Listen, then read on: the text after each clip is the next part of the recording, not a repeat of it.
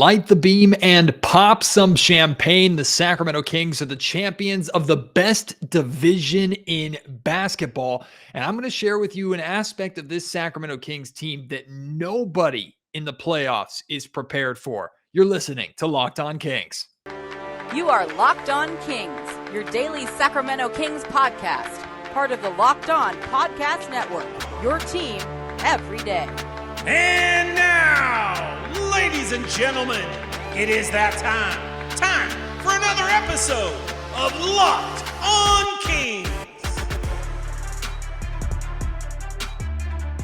Hello and welcome into Locked On Kings, your podcast hub for Sacramento Kings coverage all regular season long and soon to be all postseason long. Today's episode is brought to you by BetterHelp. Give online therapy a try at betterhelp.com/LockedOnNBA and get on your way to being your best self. My name is Matt George. I have the privilege of being your host here. I'm a Sacramento sports reporter and producer for ABC 10 News. And believe me, I'd be popping some bottles and having a good time tonight if I wasn't on daddy duty. That's why this podcast is coming out later than I expected it to. Apologize about that. I know many of you are probably listening to this the next morning, but hopefully the party is carrying over into tomorrow morning. The significance of the Sacramento Kings winning the Pacific Division cannot be understated, considering how quick this turnaround has been, right? Clinching the playoffs, massive. Clinching home court advantage, massive. Winning the Pacific Division, which is the best division in basketball. Think about it. You've got the defending champion Golden State Warriors in this division. You've got the Phoenix Suns, who are a championship contender before they added Kevin Durant. The Los Angeles Clippers, who are a championship contender, one of the deepest teams, if not the deepest team in all of basketball. And you round that out with the Los Angeles Lakers, who happen to be the worst team in the division, and they feature LeBron James and Anthony freaking Davis. This division is absolutely stacked. And for the Sacramento Kings to go from the cellar, not just of the Western Conference, but the cellar of the Pacific Division to at the top is pretty significant. The Pacific Division, the Sacramento Kings have only won 3 times now in their history. The last time they won 20 years ago, that was 2003. The year after, of course, the heartbreak in 2002, but the Kings were still considered one of the best, if not the best team in basketball during that season. So for the Kings to be Pacific Division champions again just shows not just how quickly this Kings team has turned it around, but how good this team actually is. And now I know a lot of people are going to want to compare years and see, oh, well, the Western Conference maybe isn't as good as it's been in the past, right? There are more teams that are kind of slightly above average that are in the mix compared to years past. The Sacramento Kings, if this were 3-4 years ago, the Kings would not be in third place with their 48-win season at this point in the Western Conference. I don't care about that.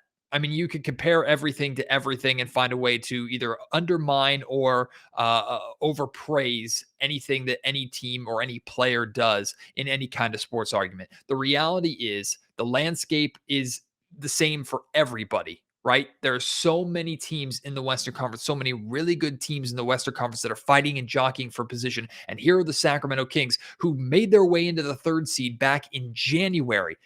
And they've only gone either up or stayed put. The Sacramento Kings have not dropped down since January, which included a lot of teams making big moves at the trade deadline. So say what you want about this season in the Western Conference this year compared to past seasons, right? If you want to make an argument to try and undermine the Sacramento Kings, have fun putting in that unnecessary work for yourself. All I'm saying is this Kings team has cemented a turnaround that nobody saw possible, and it's continued to be it's continued to accomplish milestone after milestone, not just individual performance milestones, not just the Kings breaking this playoff drought, but winning this Pacific Division is just a tremendous accomplishment, a tremendous achievement for the Sacramento Kings, considering which teams are in this division with them. Keegan Murray tonight. We're going to talk about Keegan Murray a little bit because he might be the answer to a question, a major question that I'm going to need your help on in the second segment of today's podcast. But Keegan Murray tonight, 7 made threes. All 7 of his field goals were from 3-point range. 5 of those field goals, 5 of those 3-pointers were in the third quarter. He went 5 of 6 from 3-point range in the third quarter. When Keegan Murray gets hot, look out. And that's going to be getting hot is going to be something that I dive into a little bit more with this roster and why I think Sacramento has a unique edge in any playoff series that's going to be difficult even for the best defenses to try and contain. I'll get into that in just a second, but specifically talking about Keegan Murray and what Keegan does so well, it's not just the fact that he's a great shot maker, right? He's now at, I think, 201 3-pointers made this season. The Sacramento Kings have 300 plus 3-point shooters, or rather 200 plus 3-point shooters in Keegan Murray and Kevin Huerter. Like, it's been just a tremendous rookie season for Keegan. We've talked about all this before, no reason to rehash it. But one of the things I like to do is go back and when Keegan Murray's in the game, watch either highlights or watch a quarter or a handful of possessions and just watch Keegan. Right? Watch how he reacts to what the Sacramento Kings do. So much to being a great shooter, especially a great catch and shoot shooter, is about how you move off the ball, how you take advantage of space. And this is something that typically takes shooters a year or two, sometimes a handful of years to really get down, to really understand. And even when a shooter like Keegan Murray is coming into the league and there's an obvious fit, and there's an obvious benefit of playing with a guy like De'Aaron Fox or a guy like Domantas Sabonis, two guys that draw so much attention in and around the basket. You still have to know how to effectively move to give them a passing lane, to get open and to take advantage of when defenses are sagging off of you a little bit or when defenses are focused on somebody else. Keegan Murray does such a great job moving around the perimeter, and he's not the only one. Like, Kevin Huerter does a fantastic job of it too. Harrison Barnes does a fantastic job of it. The Kings have done a really good job of surrounding De'Aaron and Domantas, not just with capable shooters, but smart shooters. And for Keegan to do this as a rookie, to come in where he's capable of shooting off the dribble, has done it a couple of times. He has dribble handoffs with Domantas Sabonis that he can play through a ton. But I encourage you to go and watch the highlights of Keegan Murray's 3-pointers tonight and watch how he moves off of the ball. Watch how he recognizes, takes advantage of space, either draws his man away to give more opportunity for whoever's attacking the basket or whoever has the basketball, or just creates enough separation to put that his defender essentially in no man's land to where they either have to leave him to help out or they have to stick with him and leave a hole big enough for one of the two Kings All-Stars to take advantage of. Like, that has clicked with Keegan. He's figured that out so quickly, which is such a breath of fresh air to see from a rookie. And again, he's only going to get better as a scorer. He's only going to get better as someone capable of putting the ball on the floor. He's already gotten tremendously better this season at attacking the basket. Still needs to get a little more aggressive. Sometimes settles for too many layups or it goes up softer than I know Mike Brown wants him to. But Keegan's only going to get better. That's why I think he is the third piece of a big three that's already here in Sacramento. Maybe Monty can add a fourth to make it a big four, but the foundation of a big three that can hopefully compete for championships one day is already here, and Keegan Murray is definitely a part of that. I shared with you, I teased in the very beginning of the podcast, there's something about the Sacramento Kings, an aspect of this Kings team that is going to be a major plus for them in the playoffs and going to be incredibly difficult for opponents to stop. I don't think any opponent is prepared for this.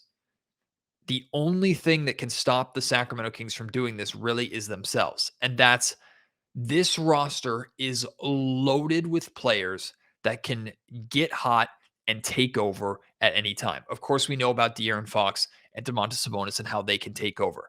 But we've had Malik Monk take over games, Kevin Huerter take over games or take over quarters. Keegan Murray took over a quarter tonight. Terrence Davis has gotten hot and taken over a game. Even Harrison Barnes has gotten hot before and taken over a game. Trey Lyles has taken over a quarter. Like, this roster is loaded with talent that is capable of shouldering the load, putting the team on their back for a period of time, getting hot, and giving a defense absolute nightmares. Because think about this for a second. If the Sacramento Kings get a quarter from Keegan Murray like they got tonight in the playoffs, or if maybe it's Harrison Barnes, maybe it's Kevin Huerter like the fourth quarter that he had against the Milwaukee Bucks in Sacramento a number of weeks ago. Think about not just what that does for the Kings' momentum and what that does for that individual player and their confidence. Think about what that does for the confidence of the Sacramento Kings and the confidence of Mike Brown, right? If De'Aaron Fox and Domantas Sabonis or one of the two of them are in the game while that player is going off, it takes so much of the pressure off their shoulders. They're still a constant threat to beat you. Like, we're thinking back to when Kevin Huerter was going in the fourth quarter, the Milwaukee Bucks still had to keep a significant amount of attention on De'Aaron Fox, knowing that fourth quarter Fox is a real thing, right? Which only fed into Kevin Huerter's opportunities. The fact that this Kings team, they look for each other and they try and feed each other when they know this guy's a hot hand, which is a pretty basic principle, but it's difficult sometimes to execute. And you'll see how the Kings, they won't necessarily draw up set plays for a guy who has the hot hand, but they'll do everything in their power to get that guy open. Domantas Sabonis is a master at this, right? If Fox is the guy, he gets the ball to Fox. If Kevin's the guy, if Harrison's the guy, and Malik's the guy, does not matter. Domantas Sabonis will get the ball to them. And the rest of the Kings kind of follow suit with that and do that really, really well. But think about what this does for Mike Brown, too. If he can rely on a stretch from somebody not named Fox or Sabonis in the middle of the game while they are getting some necessary rest, right? Can Mike Brown get a stretch where Fox is out of the game, Sabonis is still in, and Malik Monk is going off? Can Mike Brown get a stretch where Sabonis is out of the game, Fox is in, and Trey Lyles is hitting a bunch of corner threes? Right? How significant is that for the Sacramento Kings when they have a roster like this? And the only thing that stops them from doing that is themselves. They just need guys to step up and play in that moment. We've talked about this before, but again, you look at tonight, the Sacramento Kings victorious tonight, and they have 6 players finishing double figures, nearly 7. Davion Mitchell had 8 points tonight. 6 or 7 guys in double figures in almost every single win. If you go through the box score down the line over the course of the 48 wins this season, you'll see 5, 6, 7 guys finishing in double figures. This team hits you from multiple angles with multiple different players, and any one of those guys can get hot at any given time. So you're trying to game plan for how to stop Fox. You're trying to game plan for how to stop Sabonis, and Kevin Huerter torches you. Or Trey Lyles comes in and in 20 minutes hits 5 threes. Not everybody is going to be hot every single night, and the Kings aren't going to play perfect basketball. They are going to take on more physical defenses. They are going to take on teams that do a good job eliminating 1 or 2 threats. But if this Kings team consistently plays offensively as a team, the same way they've been playing all season long, there's nothing you can do because there's so many different guys that can beat you. Like, I'm not saying that the Kings are going to win a playoff series because Kevin Huerter's insane or because Keegan Murray is insane, but you can piece together wins in different games. You can overcome adversity in different games, win on the road, win at home, climb your way back into the game, create separation necessary to win off the backs of 1 or 2 different guys every single night. And it's almost like, I imagine it's got to be pretty fun for the Kings organization, the Kings roster, and even the Kings coaching staff to sit there on the bench and go, who's it going to be tonight? Like, okay, we expect Fox and Sabonis to do theirs. Hey, maybe Fox will go for 40 tonight. Maybe Sabonis will go for 30 tonight. Or maybe both of them will be in the 20s and don't need to do that because Kevin Huerter's dropping 30. Or Terrence Davis is going off, coming off the bench. Like, there's so much to really look at, to really break down and be excited about when you talk about the amount of offensive weapons that the Sacramento Kings team has. If they are hitting shots, it doesn't have to be everybody on the same night, but if they are hitting shots, if someone is stepping up in addition to a consistently dangerous De'Aaron Fox and Domantas Sabonis, this Kings team is going to be extremely, extremely difficult to beat. Today's episode of the Locked On Kings podcast is brought to you by a new sponsor here of the Locked On Podcast Network, eBay Motors. For a championship team, it's all about making sure every player is a perfect fit. It's the same when it comes to your vehicle. Every part needs to fit just right. So the next time that you need parts and accessories, just head over to eBay Motors. With eBay Guaranteed Fit, you can be sure every part you need fits right the first time around. So it gets rid of that stress. Just add your ride to My Garage and look for the green check to know the part that will fit your vehicle, or you get your money back, because just like in sports, confidence is the name of the game when you shop at eBay Motors. And with 122 million parts to choose from, you'll be back in the game in no time. After all, it's easy to bring home a win when the right parts are guaranteed. Get the right parts, the right fit, and the right prices on ebaymotors.com. Let's ride. Eligible items only. Exclusions apply. For those of you who follow me on Twitter, you may have already seen this question. I put it out there. I got a lot of responses, a lot of great responses to it during the game tonight. But I think it's an excellent question where there's a lot of right answers and there isn't really a wrong one. And there's easy arguments to be made for a bunch of different players. I'm going to make some of them here on the podcast tonight. Outside of De'Aaron Fox and Domantas Sabonis, who is the most important King for Sacramento's playoff success? I can make really good arguments for 3 different guys. And this is my way of copping out and not committing to just one. Although I think I know which one it is, and I'll share that with you at the end. But I want your thoughts on this. I want everybody's involvement in this because I know their opinions about this. Great opinions, great arguments, great debates. You can reach out to me and respond on Twitter at MattGeorgeSack. You can email me, mattgeorgesports@gmail.com. Or if you're watching on YouTube, get into the conversation in the YouTube comments down below. Which King outside of De'Aaron Fox and Domantas Sabonis is the most important for the Sacramento Kings playoff success? Let's start with Malik Monk. I saw a lot of people saying Malik Monk. I think Malik Monk is an excellent answer because Malik Monk is in very many ways the heart and soul of this team, and he is the primary facilitator and I would say most important player off of the Sacramento Kings bench. He's the sixth man for this team. He has a very significant role when he's playing with the starters. He has a very significant role when he's playing primarily with the second unit. He has essentially taken over the secondary ball handler responsibilities and has done that for a while. Malik has shown an ability to pass and get his teammates involved. Malik has shown an ability to create energy for himself and his team, which is going to be essential on the road, and I think going to be really important for the Sacramento Kings at home as well. How he single-handedly can really get a game, get a home crowd involved and get the Golden One Center energized when he's on his role and doing his thing. He brings a appropriate amount of flash and flair while still being effective. Of course, offensively, he can go off at any time as well. While he's been, I guess, more disappointing than people thought he would be from as a three-point shooter this year, he's still a threat from three-point range, and he can get hot and put the Kings team on his back like he did in Los Angeles against the Clippers earlier on this season. Malik is very much like I said, the heart and soul of a lot of what the Sacramento Kings do. Malik can energize this team when they are in a rut. He can come in and change a basketball game with that second unit. Let's say the Sacramento Kings starters get off to a rough start. He can use the second unit and lead the second unit to get the Kings back into the game. If the Kings get off to a good start, Malik Monk can lead that second unit to help build onto that lead. Malik Monk can be a opposing team's run stopper, not because he's a great defensive player, but because he can get the Sacramento Kings offense going to where suddenly a 6-0 or 8-0 opponent run turns into an 8-8 stretch where the Kings score 8 unanswered of their own, led by Malik Monk. Malik is extremely important to the Sacramento Kings second unit, extremely important to kind of the attitude of the Kings as well. And if, like we talked about after the Kings lost to the San Antonio Spurs, if there's somebody on this roster that is going to be that guy that in the huddle holds everybody accountable and is talking during timeouts and trying to rally everybody, Malik Monk seems to be that guy. So I think there's a great argument that can be made for Malik Monk.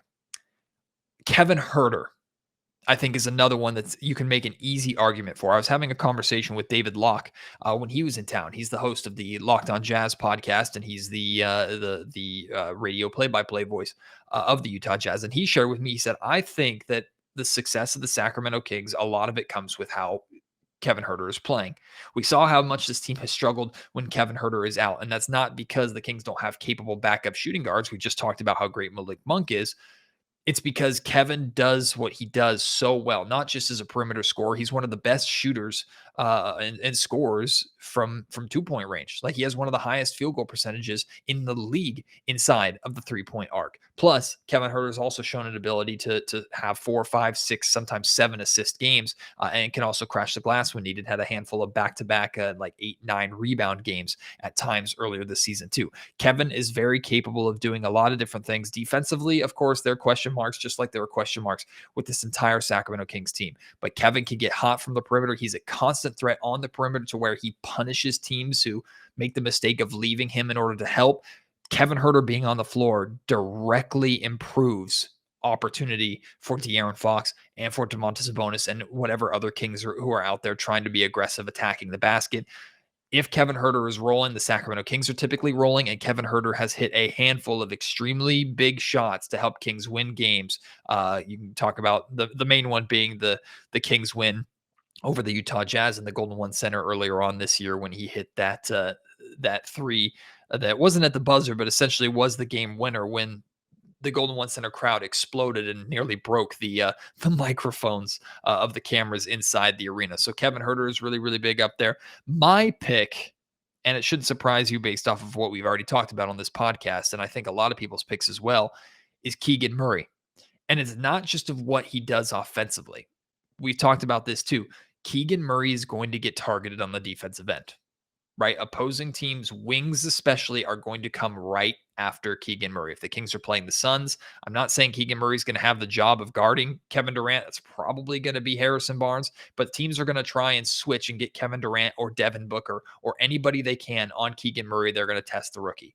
If Keegan Murray is bad defensively, so bad that it negates what he does offensively, and Mike Brown has to basically pull him and take him out of the game, that's a big blow for Sacramento with how good Keegan is capable of being and how great he is at spacing the floor. But if Keegan Murray is able to hold his own defensively, he's not going to be a lockdown defender. He's not going to change the Kings defensively and suddenly make them a good defensive team. But if Keegan Murray can hold his own on defense, handle when teams target him, handle when some of the better scorers are switched onto him, if he can handle that assignment to where it's not destroying the Kings, it's not hindering his offense, it's not basically making his offense useless and not pulling him out of the game, then I think the Sacramento Kings are in really, really good shape because of course, what he does on the offensive end. So my pick is Keegan, but again, you can make arguments for those three guys. You can make arguments for other guys as well. I've seen good arguments for Harrison Barnes. I've seen good arguments for Davion Mitchell, with what he provides defensively. Plus, if you can get a little bit of offense from him, there are great arguments and great answers out there. Again, I want to hear yours. Reach out on Twitter at MattGeorgeSac. Email me, mattgeorgesports@gmail.com. And if you're watching on YouTube, let's get the conversation going in the comment section down below. This episode of the Locked On Kings podcast is also brought to you by FanDuel. March Madness is over, and hopefully you had a lot of fun on FanDuel. But if you're still just getting into FanDuel with the playoffs coming right around the corner, this is the perfect time for you to sign up and have some fun because new customers get a no-sweat first bet up to $1,000. That's bonus bets back if your first bet doesn't win. Essentially, it's an insurance policy. So let's say you deposit $100 and you make a big bet on the Sacramento Kings to win game one of the playoffs or cover the spread, and you lose. Well, FanDuel doesn't want you to just have one bet, lose your money, and go home like it was a bad blackjack hand. FanDuel wants you to stick around, try and make that money back, make more money on top of that, and ultimately have fun and enjoy their site. So the no sweat first bet means you lose that bet, then you can get up to $1,000 in bonus bets for you to continue playing and ultimately make more money. Just download the FanDuel Sportsbook app. It's safe, secure, and super easy to use. And you can bet on everything from the money line to point scores and even threes drained. Plus, FanDuel lets you combine your bets for a chance at a bigger payout with the same game parlay. So don't miss the chance to get your no sweat first bet up to $1,000 in bonus bets when you go to FanDuel.com/lockedon. That's FanDuel.com/lockedon to learn more. Make every moment more with FanDuel, an official sports betting partner of the NBA. Finally, you may have noticed that Alex Len is getting a significant amount of playing time as of late and has really solidified himself as the backup center option for Mike Brown lately. I know a lot of Kings fans don't necessarily have that much faith in Alex Len being that big of a game changer, but if you watch how Alex Len has played over the last handful of games, 5-6 games or so, I think if Mike Brown's rotation is going to be 9+ guys, I think Alex Len can crack the rotation. Now, I see a lot of good arguments, and I've heard a lot of good arguments for why Trey Lyles should just be the backup 5. But think about what Alex Len does. Alex Len's job when he comes into the game and fills the minutes that Domantas Sabonis isn't playing, his job is simple. Set good screens on offense to get as much separation for your teammates as possible and be a presence in the paint. Be a presence on the glass offensively and defensively. Be a presence as a rim protector as best as possible. Alex Len can block shots, but isn't necessarily known as a shot blocker, but he's big, he's long, and if nothing else, he can change shots and help the Sacramento interior defense, which at times is really, really weak, and they're just giving up layup lines. Like Alex Len is not going to be a world beater or a game changer for the Kings necessarily, but he can hold down the 10 to 15 minutes a night that Domantas Sabonis is not going to be playing. I think Alex has earned that spot. Again, I don't know if Mike Brown is going to have that deep of a rotation. He might just stick with 8 guys, and outside of the starting 5, I think the 3 guys playing are Malik Monk, Davion Mitchell, and Trey Lyles. Alex Len isn't taking any one of their spots. But if Mike Brown feels comfortable going 9 deep, it's either going to be Alex Len or Kessler Edwards, depending upon the situation. He might even go 10 deep and have both of them play given the circumstances. So I think Alex Len has done actually a really, really good job. I like what he brings. It's simple, it's effective. And if he can provide that and play his role for the limited minutes that Domantas Sabonis is getting a breather, and if Alex Len can hold down the fort as best as possible in situations where Domantas Sabonis gets in foul trouble, I like that option for the Sacramento Kings, believe it or not, more than I like the Chimezie Metu option. I made this joke, like, I wish the Sacramento Kings, well, I don't wish this, but the Sacramento Kings, if they could trade home court advantage to whichever opponent they play in the opening round for a draft pick or something, maybe that would be in their best interest. Because once again, tonight on the road in New Orleans, the Sacramento Kings had a really, really good game. They play better, especially defensively, on the road. Tonight, they held the Pelicans, who, even without Zion, have very capable scores to 103 points. What I really like is how the Sacramento Kings adjusted to how they were playing defensively against Brandon Ingram. Brandon Ingram had 14 points in the first quarter. It looked like, okay, Brandon Ingram setting up to score 30 plus, maybe even 40, and drag the New Orleans Pelicans to a chance at a win tonight against Sacramento, who got off to a slow start. Ingram scores 14 points in the first quarter. He had 8 points for the remainder of the game. That's really significant. And another thing, if you look at the Sacramento Kings box score and you look at the scoring by quarter, the two lowest scoring quarters for the New Orleans Pelicans were the first quarter and the fourth quarter. And in 3 out of the 4 quarters, they scored less than 30 points. That is absolutely a recipe for success for the Sacramento Kings. If they can do that, I don't have time necessarily right now at almost midnight to go through and look at box scores and look at every single game where the Sacramento Kings have held an opponent under 30 points in 3 out of 4 quarters. But I would almost guarantee you that they've won 90%, if not every single one of those games.